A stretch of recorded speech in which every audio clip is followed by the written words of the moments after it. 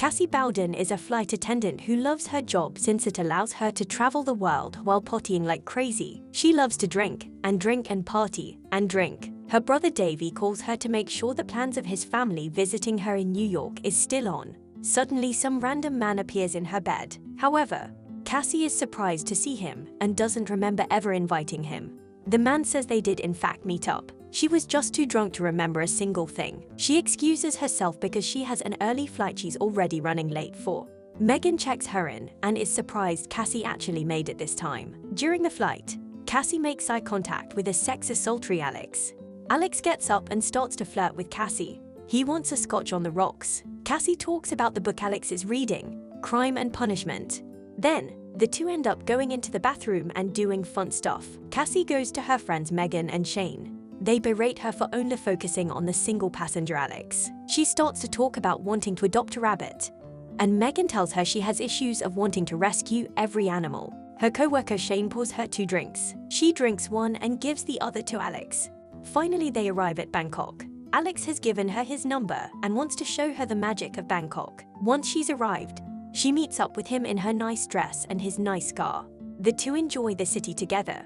Eventually, they end up in his hotel room. They enjoy each other's company, if you know what I mean. The next day, Cassie has a terrible hangover and is woken up by her phone alarm. She notices some remarks on her hand. Then she realizes that Alex was murdered with his throat slashed. She's shocked to see this and doesn't remember a single thing. She calls the front desk, but then realizes that may not be the best idea. She calls her friend Annie for advice. Cassie asks Annie hypothetical questions while being very cryptic. Annie says she doesn't want to get arrested in Bangkok. Cassie then quickly gets the room cleaned up a little.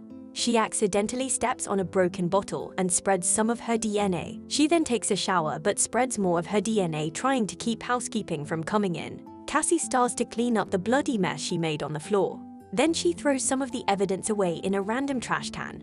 Later in her hotel room, Megan knocks on the room to get Cassie to head to the airport. She gets in a random bus with other flight attendants and notices she still has blood in her fingernails.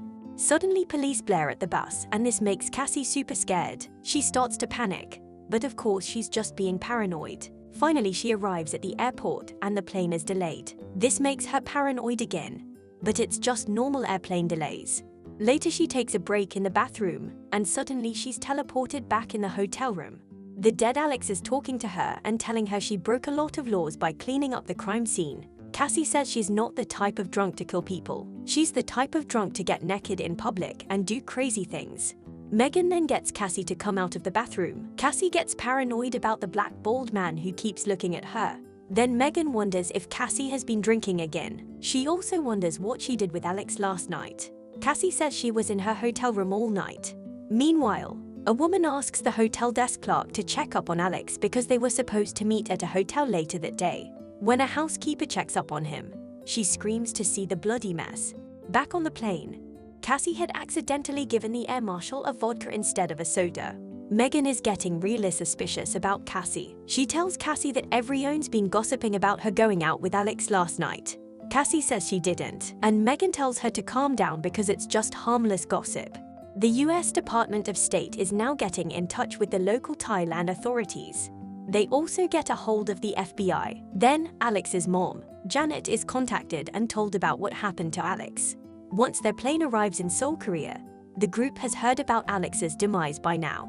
Jada wonders if Cassie knew anything, but Cassie denies knowing anything. In her hotel room, she starts to remember her conversations with Alex. Cassie says she's constantly going on bad first dates and it can get pretty lonely. Alex thinks this is the best date he's ever been on. Cassie then starts to get a quick flashback of her younger self and a dead animal.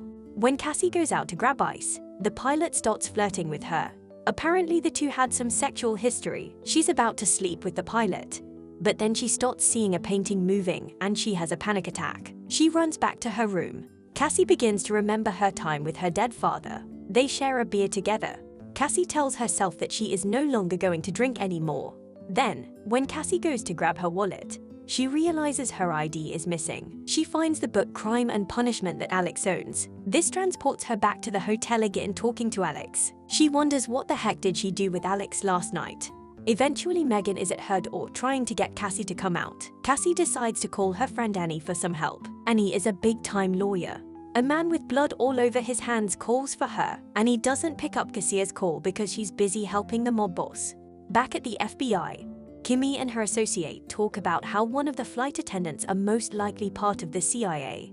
They show pictures of Cassie and her crewmates. After a flight, Megan tells Cassie that the police want to speak to them. Cassie ends up wanting to dodge this interrogation session though. However, she is caught and has to be interrogated. While everyone is being interrogated, they tell the authorities that Cassie was the one flirting with Alex the most. The FBI agents Kim and Van tell Cassie that fleeing the interview was a bad idea. They ask if Cassie hung out with Alex after the flight landed.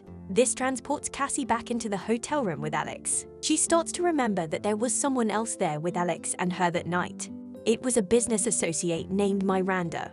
Eventually, Cassie is taken out of her daydream. She tells the FBI agent that she is tired and needs to go sleep. The agents tell her they are waiting on surveillance from the Bangkok police anyway. It will have anyone who had visited the hotel with Alex that night. Later, Megan tells Cassie that she did tell the agents that Alex slipped Cassie his business card.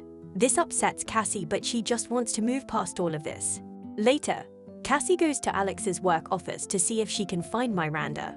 No one gives her any straight answers, so Cassie runs away, causing more suspicion than before. Cassie gets a call from the FBI agent Van White. They want to talk to her some more tomorrow.